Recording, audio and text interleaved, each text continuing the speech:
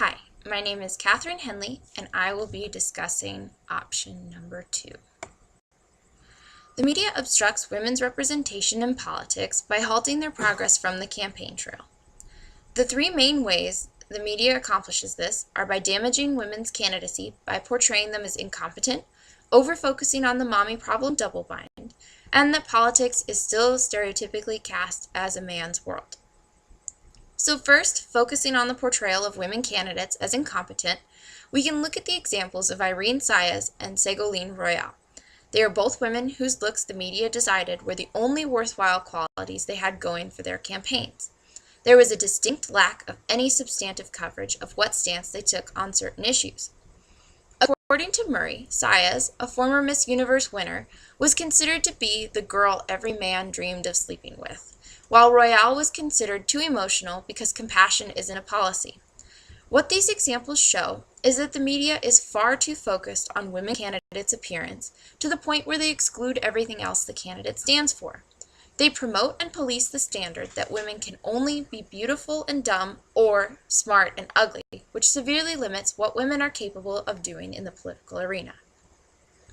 The second way the media hinder women politically is their focus on the mommy problem. Unfortunately, there are not many ways to avoid this double bind because it is so pervasive within our society. If you have children, the media harps about who is going to take care of your children, because apparently fathers are still not cast in a role where they're thought of as a capable primary child care provider. This was seen during Sarah Palin's vice presidential campaign, where respected journalists were scratching their heads and wagging their fingers about how she couldn't possibly provide her young children with adequate child care while maintaining a high political office.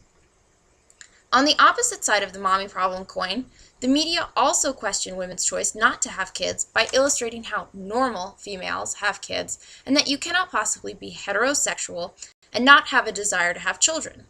This was highlighted in Helen Clark's campaign as her sexuality was questioned because she is childless. So not only are women questioned about the quality of life their children will have while they pursue a high-power political career, they are also persecuted when they fail to live up to the norm that all women want and therefore must have children. Finally, the media damage women's representations in politics by continuing the stereotype that politics is a man's world. Women are stereotypically viewed as being committed to soft, domestic concerns like education, healthcare, and reproductive rights, whereas men are cast as strong business types who craft hardline policies for hard issues like immigration, the economy, war, and foreign affairs. So female candidates like Saez and Royal were viewed by the media as too feminine and therefore too weak and incompetent to handle such difficult issues. So even though the media is very damaging to women's representations in politics, there are some positive ways that women can utilize the media to win elections. The first way that women can definitely have an advantage is when male candidates make a public gaffe concerning women's rights, and especially when they have to do with reproductive rights. A recent example of this occurred in 2012 when Claire McCaskill defeated Todd Legitimate Rape Aiken. The media picked up this story and ran with it for weeks, which destroyed any remaining good standing Aiken may have had held in Missouri. And although McCaskill did use this gaffe as a tool to garner support from outraged women in the state, this focus on Aiken's gaffe essentially handed her the golden ticket to the Senate seat. The second way the media can serve as a powerful tool for women is when women have a strong ability to balance the tough and maternal dichotomy. The best example of this balancing act is Nancy Pelosi, who, according to Kornblatt, is the most successful woman in American electoral history. There are 3 rules that I would suggest to a female candidate for campaign strategies. The first would be to establish expertise in a typically male area, like Ellen Johnson Sirleaf with the economy or Michelle Bachelet with being a doctor. The more credibility you have in an area where emotions are logical and science-based, the better chance you have of keeping your competency off of the media's radar. The second rule that I would suggest would be to not ignore comments about what you're wearing or who will be taking care of your kids while you work. I would suggest using humor to call out the question and face it head on. Like, for example, say you're asked, "Who's making sure your kids are okay while you're at work?" Respond with something to the effect of, "That reminds me I need to ask Mr. Obama for his babysitter's number."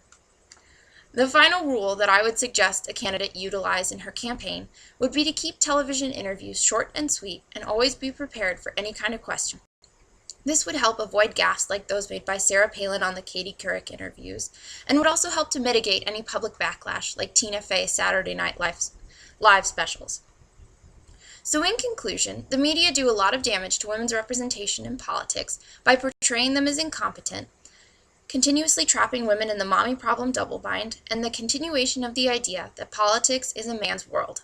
Until the media are actively held accountable for the subtle and not so subtle sexist double binds that pervade their commentary on women candidates, it is doubtful that we can expect many gains in women's representation in politics. Thank you.